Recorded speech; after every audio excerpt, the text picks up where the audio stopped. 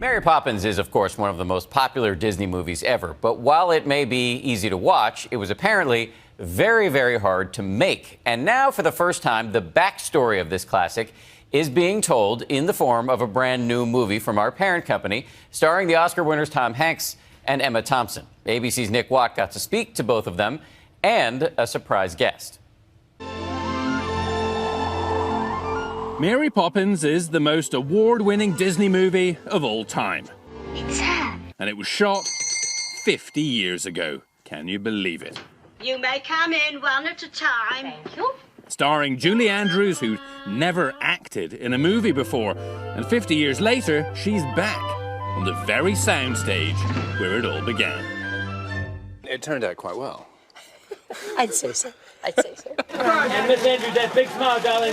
Andrews is back for the premiere of Saving Mr. Banks, a film about the making of Mary Poppins. If you say it loud enough, you'll always sound precocious. Stop! Stop! Stop! Well, it's really the story of how it almost didn't happen. Stop! Mary Poppins is not for sale. Emma Thompson is P.L. Travers, who wrote the Mary Poppins books and was oh so loath to give her treasured creation up to celluloid. These books simply do not lend themselves to chirping and prancing.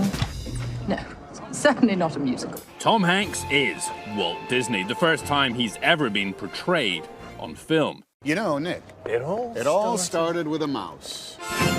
Disney was desperate to bring Poppins to the screen, and for 2 long weeks, Travers was his nagging nemesis. Please sit down. I shall not sit in the seat of a trickster, a fraudster, a sneak. Pamela. Mrs. Travers, please. Walt's actual office was right there, those white shutters. Saving Mr. Banks was shot right here on the Disney lot, which has barely changed over all those years. I'm not given to sentimentality, being a vicious, nasty, cynical old Brit, but even I am getting a little bit wet around the armpits. This movie was made by the company that still bears Walt's name and shot here under the noses of Disney brass. Were you worried you were going to screw it up? I didn't give a quite frankly. You'll probably have to beep that out. Would you like me to say that? Because I was playing someone who didn't care. Welcome to the Magic Kingdom. This is a tale of a man who had everything meeting a woman who Tom Hanks describes as an old bat. I would be honored if you would take a ride on Jingles here. It's Mrs. Disney's favorite horse. No, thank you. I'm happy to watch. I think Walt was confused by it, you know. He was confounded by why would anybody want to live their life the way she does. Mrs. Travers, what has you so upset now? Penguins. Penguins have very much upset me, Mr. Disney. Animated dancing penguins. Why would anybody want to do their chosen life work in such a negative, and she was just a unpleasant snob. fashion? She just thought films were rubbish and weren't a true Hated art his form. movies, you know. Hated his movies. Hated Americans. And hated America, really, yes. It smells like Jasmine. chlorine and sweat. It's dreadful. Pamela Travers, you can't imagine how excited I am to finally meet you. She stonewalled Disney for nearly 20 years before finally coming to LA to hash it out with him, the producer, and the music men, Robert and Richard Sherman. No.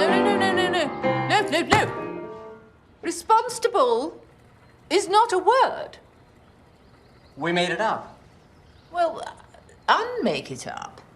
Richard, played by Jason Schwartzman in this movie, is the only one of them still alive. A sprightly 85. She must have hit you like a whirlwind when she came onto the lot. I describe it best as saying coming out of a wonderful, yummy, warm shower, and you feel very good and happy and up, and somebody comes in with a bucket of ice-cold water and pours it on top of you. You can wait outside. What is wrong with his leg? He got shot. It's hardly surprising. Hello, big boss. How are you? All right, so inadvertently, we'd set up a kind of Poppins love fest here. Emma and Julie had never really met before. Turns out Richard Sherman and Tom are nauseatingly fond of each other. Disney magic, Disney magic. Seems like yesterday was this much, and we had a lot of opportunity. What was the food like? Oh, Lord. Oh, are you still here? This is great. Yeah, I know. Jeez. Chopped liver over here. Come on, Nick. Just what do you talk want? about... To get in on the conversation. Back to the story. How could Mary Poppins, this story, come out of the cold heart of P.L. Travers? I mean... Well, because inside the cold heart is the wounded child. As we see in Saving Mr. Banks, her father was an alcoholic, her mother attempted suicide. Julie Andrews and Richard Sherman have only now learned her true backstory. Today I do have sympathy and understanding. Yeah, but then no. No, but I didn't know anything about that. Now we come to my notes here, my typewritten notes. These are actual recordings of those painstaking sessions the Sherman brothers sat through with the icy Travers. Yes, unfortunately, I did listen to those tape recordings, which was Just like poking hot forks into my ears for hours on end. Julie Andrews' first P.L. Travers experience took place the day after she'd given birth. The phone rang and I picked it up rather groggily and she said, hello, you know, this is P.L. Travers. And I went, oh, because I'd never met her, anything. And she said, well, yes, I understand you're doing Mary Poppins. You're going to be Mary Poppins. And I said, well, I think so. She said, well, talk to me. And I said, well, I'm feeling a little exhausted right now. I just gave birth to a baby yesterday. And she said, well, you're far too pretty, of course, but you've got the nose for it, she said. Head up, Michael. Don't slouch. Somehow it all worked, and Mary Poppins has become a timeless classic. Just as I thought. Extremely stubborn and suspicious. I am not. See for yourself. There was a distillation of perfection that came out of this. Mary Poppins, practically perfect in every way. it's a sort of subatomic character. Tom, can you top that? I can't top subatomic physics. You've nailed it. You've broken down Mary Poppins to her most elemental, literally. There you go. Yeah, that's Mary Poppinite. A lot of people love the movie. P.L. Travers never did. And she never warmed to Walt. No, she never warmed to Walt. I almost started singing "Let's Go Fly a Kite" when you got. Let's go fly a kite. Go fly a kite up to the highest height. Disney didn't want Travers at the premiere, but she came anyway. After the premiere, she went over to his table at the party and said, I think there's a lot of work to be done. And he said... And he said, Pam, that ship has sailed. Did he? Here we are, 50 years later. Julie Andrews can still say supercalifragilisticexpialidocious backwards. You know, you can say it backwards, which is docious expiastic fragicalirupus. Yes, I can.